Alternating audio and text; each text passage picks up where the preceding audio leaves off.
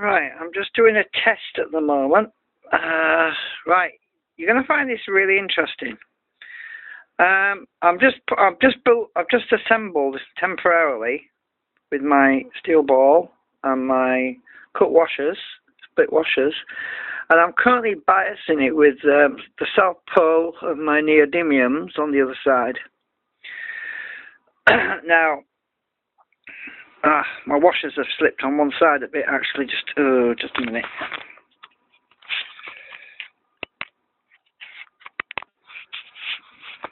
Right, sorry about that, messing about. I've had to put some rubber foam around the inside to help keep my washers in, because that's supposed to be there anyway. But this is just a temporary hush-up at the moment.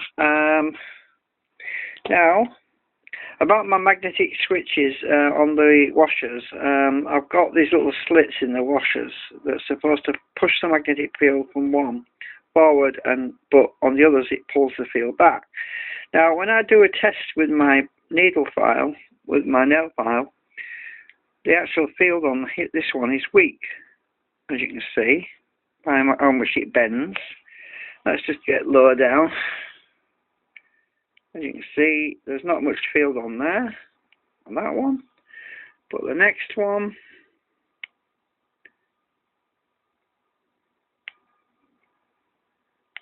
but that's the one that's been biased on, and it's very strong. Very strong. Now let's go to the next one. I'll try and get the angle right. I'm going to colour code these. That's very weak. Actually, let me colour code these. Make it easier.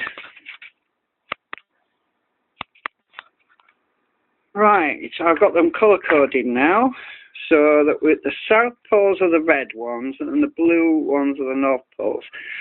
I'm currently biasing this assembly with the south pole, right, which is the red. And you can see it's very strong, and the north is not biased, and it's weak. South, look at how much it's bending. I'll move back a bit. As you can see, it's bending a lot. South on this,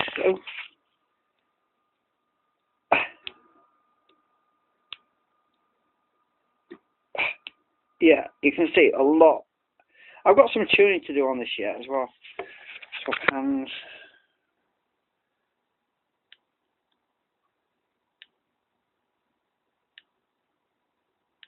Right, okay. Now the north pole is actually not being biased on at the moment. As you can see, it's weak. That one. It's also weak. That's also weak. Okay, I think I've demonstrated that enough. Now let's swap the poles. Oops. My ball bearing's falling out now. Now let's swap the polarity on the biasing magnet. And the ball bearing on the other side has come out as well. Right, let's get this on. Right. Okay, that's on. Now, if I've got this in properly, just a minute, you get it dead straight. Now, if I've got this all back together properly, now the blue ones should be the strong ones.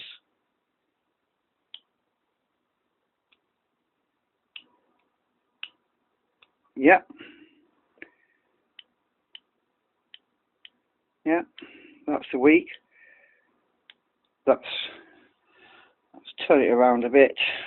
Make it, I don't have to move my hand. Right, look at that.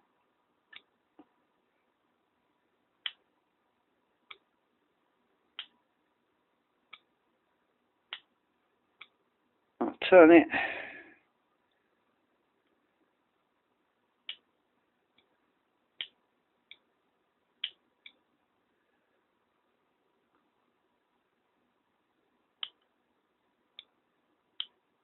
And the red ones are weak. Oops, I've stuck to the side of the magnet there.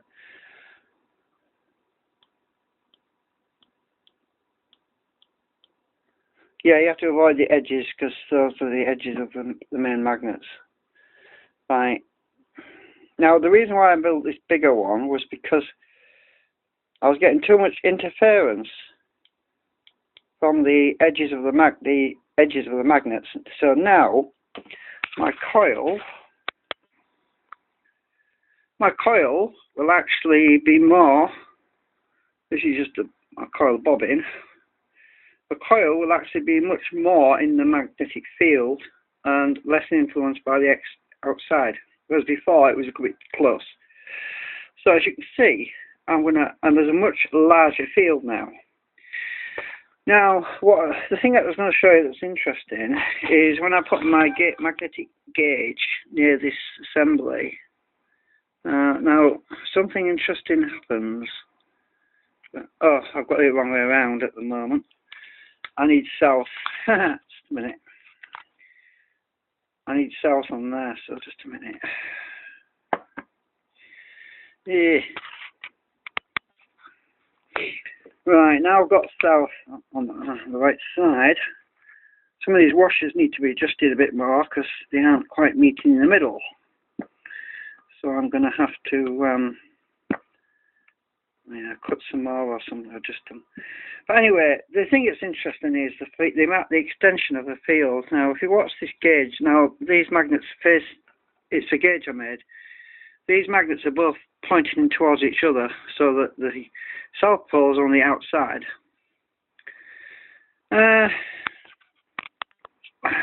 Basically, south, south. Now, when I put the gauge near my field, you'll notice something. Get the light in the right position. You'll notice that the magnet on the top actually moves down. That's because the magnetic field around here is very strong. I'm actually getting exactly the kind of effect I want, because I want the coil to be in a field that's pulling on this side and pushing on this side, and that's what we're seeing here. Let's get this back, move it back a bit.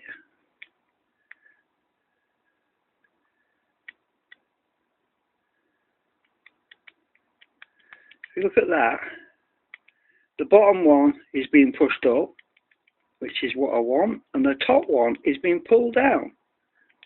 We've actually got the kind of magnetic field I want. Now, if I put my gauge next to my bobbin, it's about the same height.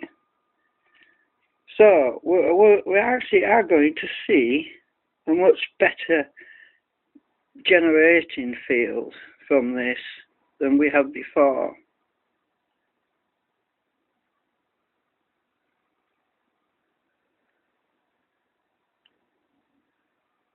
As you can see,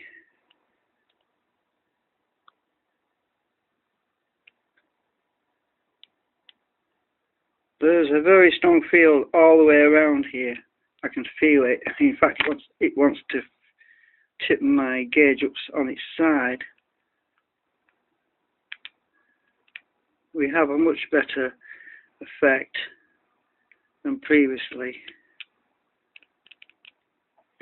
So that's with it being biased for the South Pole.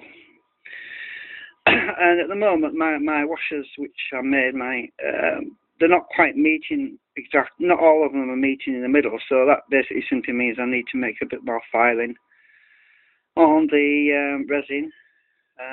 I'll use a bigger ball.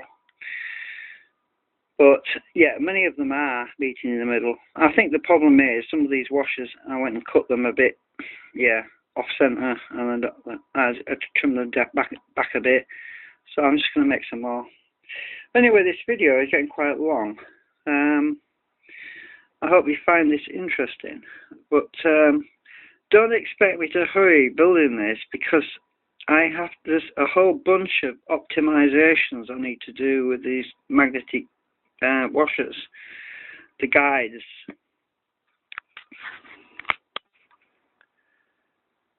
So basically, how does this work? Right. This is one of my steel washers. Now I've cut a slot in there because I wanted to weaken the signal, the magnetic path, so that it would actually have to flow more through this iron at the top here. And it actually, as the magnetic field is passing, it pulls the concentric from the outside, which is around here. The concentric field from the outside, on the inside though, pulls that inside magnetic field along with it, and it's supposed to add to this magnetic field from the rotor magnets which are passing, and that field is supposed to be carried forward, and this is why we see a high gain of magnetic pull on the washers on here. It's very strong, but on here it's very weak. The reason why it's very weak on the north side is quite simple. I'll turn this over. Because on the north side, these arrows are reversed. The south is actually pulling the north, which is over here. It's actually pulling the north. Oh, it's stuck to my thing now. It's actually pulling the north around and back. Stop moving about. So North Pole, instead of it coming to the end and out here, is actually being pulled back. That is why this one is weak, because it's acting like a traffic lights, if you like, and the magnetic field is being drawn the other way. So this one's weak. So the north will appear weak because it's been attracted by the South Pole, which is over here. But when the North Pole is pushing, then we have strong north coming through, adding to this field and being carried forward out this side here. And that becomes stronger than the south. Basically, it's a magnetic switch. So anyway, but I've got a lot of fine tuning to do because these slots, I've already cut them with a hacksaw actually at the moment, but I've got some new needle files coming, and I want to actually try filing this slot out, or I might actually cut it with another hacksaw and cut it again and make a bigger gap here. I might cut a V actually, cut a V shape there and see how that performs, because we only need a small junction point for the magnetic fields meet, where the two fields come together. We only need a small junction at that point, really. But I'm undecided yet whether or not the junction needs to be this far in, or whether or not I need to file this way and have the junction midway, somewhere in between. But anyway, that's what I'm going to find out later on as I progress and do my optimizations. And that is why I'm saying I can't hurry and just bung this all together and hope for the best, because that's not the way you do things. Anyway, hopefully that will shed a little bit of light on this design. But it's clear to see that the field there is very weak, and I have got a gauge somewhere, but I don't know if because there's such a lot of field around here, it's difficult to get them to behave. Actually, my South Pole on that one, it is being affected by that. But if I put it near the north, I wouldn't expect anything to happen apart from it sticking to it, which is what we see. But the south, oops, there's a strong field there, and it's rocking everything about.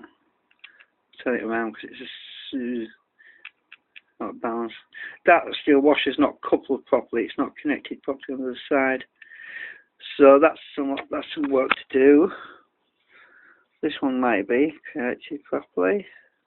No, that one's moving. Yeah, there's still some work to do on the optimization on these. They're not perfectly balanced yet. But you get the idea. I'll turn that around a bit. Just turn it around a little bit. Yeah, that one's working. Let's turn it around again, see if we can do it again. Yeah, this one's not coupled. Now if I go on the other side and have a look, damn it. Ah, stop it. Go away. Right. Yeah, there's a gap. I've got a bit of a gap there. It's not coupled properly. So yeah, this is what I'm talking about. There is definitely quite a big gap there between the ball bearing and that washer. So these obviously have to be all perfectly coupled to the ball bearings. Otherwise, we don't actually get the effectiveness. This is what I was saying before. This particular new design should give me a much bigger output than what I had before. My original design, I was getting like 5-6 volts maximum. When this is being optimized, I'm expecting to get more than double that, probably 12, probably even 15, even 20, hopefully. But obviously we won't know that until I get there's 2 of these to build, and I've got 2 smaller ones to make with these washers, with the smaller washers. Actually,